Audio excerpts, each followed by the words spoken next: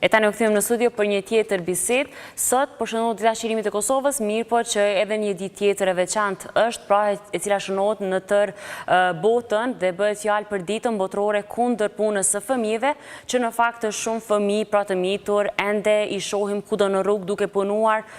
dhe që nuk është as pak e shëndetshme kjo mënyra se siç po i shohim ata çdo ditë më tepër të cilët po shtohen. Për të diskutuar në lidhje me këtë temë, unë pranë vetes kam Ekzona Gashin, e cila është nga organizata Terdezome, një organizatë e cila bën shumë për këta fëmijë. Mirëmëngjesi dhe faleminderit që ke ardhur. Mirëmëngjesi, faleminderit për ftesë. Fillimisht për ata të cilët nuk kanë ndoshta shumë informata për organizatën Terdezome, të flasim pak më tepër në lidhje me këtë, cili është gjithë ky funksionimi i saj, synimet të cilat i keni.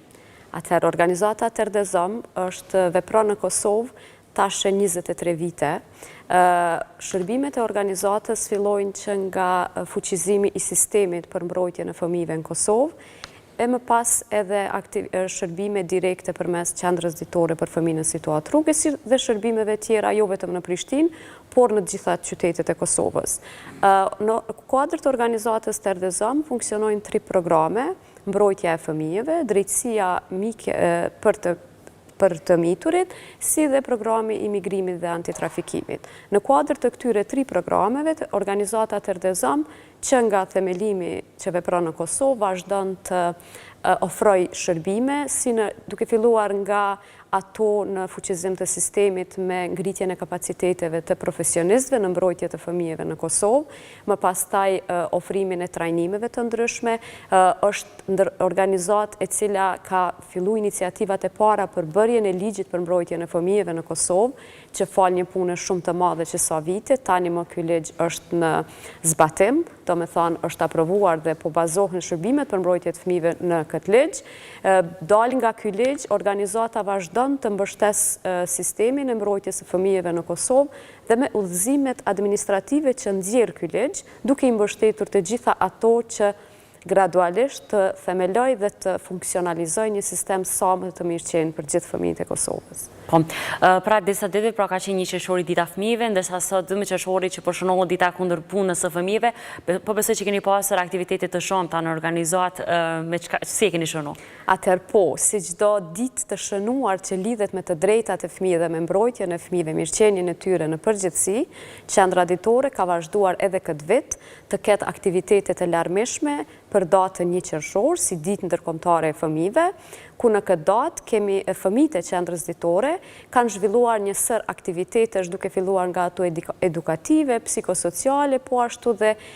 avokuese mbi të drejtat e fëmijëve. Në qendrën ditore kemi zhvilluar ekspozitë dhe punime artistike të gjithë fëmijëve në oborrin e qendrës, ku gjithë edhe kalimtarë dhe qytetarë dhe bashkëpunëtorë tanë, shkollarët, kanë pas mundësi që të bashkohen në aktivitetet artistike me fëmijët tanë, po ashtu kemi qenë të ftuar dhe pjesë e grupit të fëmijëve asamblesë të komunës, që fëmijët tanë kanë marrë pjesë dhe kanë përfaqësu të gjithë fëmijët e qendrës në një takim bashkë me drejtorët si dhe kryetarin e komunës e Prishtinës, ku ky takim ishte i udhëhequr nga fëmijët. Do me thënë kishin një rol sikur se ishin asamblesë të qytetit, ku aty u ngritën shqetësimet, u ritheksuan dhe diskutuan të drejtat e fëmijëve në përgjithësi, po ashtu këtë 1 qershor kishim aktivitete të përbashkëta me shkollën e Minduraku, një partneritet dhe bashkëpunim shumë i mirë ku këtë vit kemi regjistruar 2 vajza të rrugës në shkollën e Minduraku, do me thënë fëmijë nga rruga që keni mund t'i shihni në sheshet të qytetit, tani më janë nxënëse të shkollës e Minduraku, nxënëse të shkollës së rregullt dhe vlen të theksohet që me një sukses shumë të mirë dhe të shkëlqyeshëm po vazhdojnë të vijojnë shkollën. Sa mirë me dëgju lajme të tilla kur pra fëmijët, cilët me të vërtetë duan shkollën, mirë po për shkaqe të ndryshme detyrohen që të punojnë në rrugë, nganjëherë e kanë të pamundur, mirë po që kthimi në shkollë gjithmonë është shumë i mirë si për ta dhe për ne patjetër që me i dëgju. Mirë po raste të tilla jeni duke punuar pra që fëmijët të tjerë pra t'i largonin nga rruga dhe t'i fusin nëpër shkolla? Po, atëherë përveç këtyre rasteve që i përmenda në shkollë të Prishtinës, vitin e kaluar kemi pas dhe 3 fëmijë nga komuna e Obiliqit, të cilët janë kthyer në klaset intenzive. Është një klasë ku fëmijët ju ik mosha shkollore dhe në këtë formë kthehen në një klasë ku kryen 2 vite për një vit në mënyrë që të nxajnë gjeneratën e tyre të shkollës së rregullt. Ndërsa në në vazhdimsinë edhe në rrjedhën e aktiviteteve tona, ne edhe 2 vite më parë kemi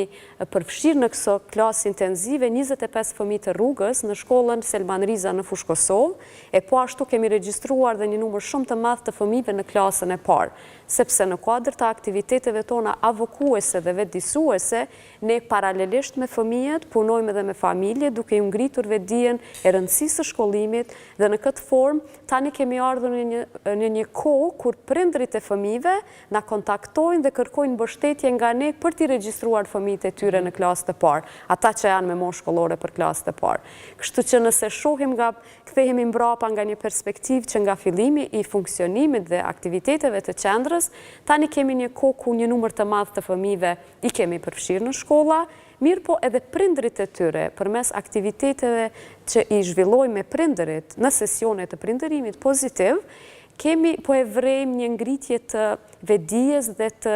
njohjeve nga më afër të drejtave të fëmijëve tyre, përgjegjësive që ata kanë, si dhe forma të duhura të edukimit pozitiv në familjet e tyre. Po, mi po si po pritën më pas ta fëmijë nëpër shkolla, kur janë edhe pra të gjithë ndoshta edhe të komuniteteve tjera?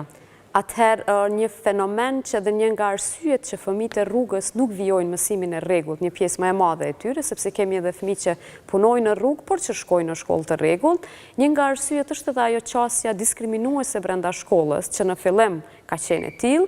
mirë po gradualisht kemi disa shkolla, si që përmenda shkollën e Minduraku, kemi fillu në bashkëpunimet tona të pandalshme në iniciativat tona, që kjo stigma ose ky diskriminim ka fillu të zbutet dhe të pranohen edhe të gjithë fëmijët njësoj, se tek e fundit të gjithë janë fëmijë, i takojnë atij komuniteti, i takojnë asaj shkollë dhe duhet trajtohen barabartë. Mirë po, e kam fjalën qasja e të tjerëve, është më shumë nga ana fëmijëve, apo dhe nga ana mësimdhënësit në këtë rast. Sepse dua ta ndaj pra edhe me gjithë shikuesit të cilët janë duke na ndjekur, kur unë kam realizuar një histori në Gjakov, pra një fëmijë i cili punonte ndihmonte babain e tij, ka treguar që nuk pritet mirë në shkollë nga ana mësimdhënësve. Pra gjithmonë edhe prindi i tij ankohej, mirë po që nuk ka dashur me bë ndoshta kështu edhe mediatike, sepse ju ka dhënë edhe prindi kohë pak mësimdhënësve që ndoshta do të ndryshojnë edhe çastin ndaj fëmijës së tij. Në këtë rast pra mësimdhënësit si e kanë çasjen? Atëherë është shumë e vërtetë që çasja fillon, çasja jo e duhur ndaj të gjithë fëmijëve që nga stafi i shkollës, stafi i institucioneve, sepse nga praktikat tona në qendër ditore nuk kemi vetëm fëmijë që punojnë në rrugë, kemi dhe fëmijë të lagjës, fëmijë shkollar që kanë nevojë për mbështetje edukative psikosociale. Dhe në qendër të gjithë janë e pranojnë tepër mirë njëri tjetrin dhe përfshin njëri tjetrin në aktivitete pa ndonjë dallim ose pa ndonjë paragjykim. Kjo bën të kuptojmë që brenda shkollave, duke filluar që nga menaxhmenti dhe mësimdhënësit, ka nevojë që të ketë më shumë ngritje të vetdijes, ndoshta edhe trajnim ose sesione për të ngritur vëmendjen edhe vetdijen e stafit mësimdhënës, që duhet të kenë qasjen e barabartë, sepse fundjat gjithë fëmijët janë të asaj shkolle dhe duhet trajtohen barabartë. Në kuadër të kësaj, ne si organizat, përmes aktiviteteve dhe projekteve të tjera, kemi filluar të përfshim në trajnimet tona edhe stafit të mësimdhënësve në përshkolla të qyteteve të Kosovës, në mënyrë që ti ngrisim kapacitetet e tyre në aspektin e mbrojtjes së fëmijëve, më pastaj shenjave të abuzimit dhe disa konsiderata tjera që mësuesit në klasë mund të identifikojnë shenjat e para të fëmijëve që janë të neglizhuar, të abuzuar, e kështu të reagojnë të gjitha segmentet brenda shkollës e nivelit komunal. Në të njëjtën kohë, kemi filluar të mendojmë që në kuadër të ngritjes kapaciteteve të profesionistëve në Kosovë, të përfshijmë edhe gazetarët në mënyrë që, sepse gazetarët janë pikërisht kur kemi ndonjë aktivitet, takohen me fëmijët, marrin pamje, kështu që të provojmë të gjitha aspektet në shoqërinë tonë të ngrisim vetdijen e qasjes së duhur me fëmijë. Po, cila është gjendja aktuale në Kosovë me fëmijët në situatë rruge, të cilët punojnë pra? Janë të shumët? Nuk është se ka ndryshuar shumë në aspektin e të qenit në rrugë dhe duke punu fëmijët në rrugë, është një karakteristike fëmijëve në punë dhe në rrugë se lëvizjen varësisht nga trendet e pushimeve ose dinamikave në përvend, si që janë festat e fundvitit, pushimet verore, festa e bajramit, ditët e gjuma, janë disa specifika që ndikojnë lëvizjen më të madhe të fëmijëve në rrugë. Mirë po, qendra ditore, që ka është pa, është se ka të regu ndikimin e saj me shërbimet e veta, që këta fëmijë edhe me qenë se janë një periudhë të kohës në rrugë, të paktën disa orë, ose një ditë, ose sa kohë dëshirojnë të qëndrojnë në qendër, të përfshihen në një ambient miqësor, në një ambient fëmiror, dhe në aktivitete që një fëmijë duhet dhe meriton t'i ketë, si që është mësimi, aktivitete psikosociale, lojra argëtuese, aktivitete artistike, më pastaj dhe shërbimet bazike që qendra i ofron me ushqim, me veshmbathje, me kujdes ndaj higjienës e kështu me radhë. Po shteti në këto raste çfarë po bën mënyrë që tua mundsoj kushtet dhe fëmijët mos dalin në rrugë dhe të punojnë? Ajo që mund të them në aspektin e këtyre shërbimeve është se kryesisht rastet e fëmijëve që janë në rrugë dhe në punë janë rastet të familjeve që janë përfitues të skemës sociale. Do me thonë, është kjo ajo që familjet përfitojnë, prandaj dhe prej tyre vlerësohet se është e pamjaftueshme, kështu që fëmijët dhe familjet detyrohen që të punojnë në rrugë në mënyrë që t'i plotësojnë nevojat e tyre familjare. Po qartë. Exona, unë të falenderoj shumë që ishe pjesë e programit sot edhe që ndam disa informata në lidhje me këtë temë, e cila me të vërtetë shumë shqetësuese që vazhdon ende të jetë pra në ndoshta në nivelin e njëjtë dhe nuk po ndryshon me vite. Unë vetëm desha të ndaj dhe një fjali në lidhje me përshkrimin e disa aktiviteteve të ditës kundër punës të fëmijëve, si vazhdimësi atyre që e ceka, e që janë,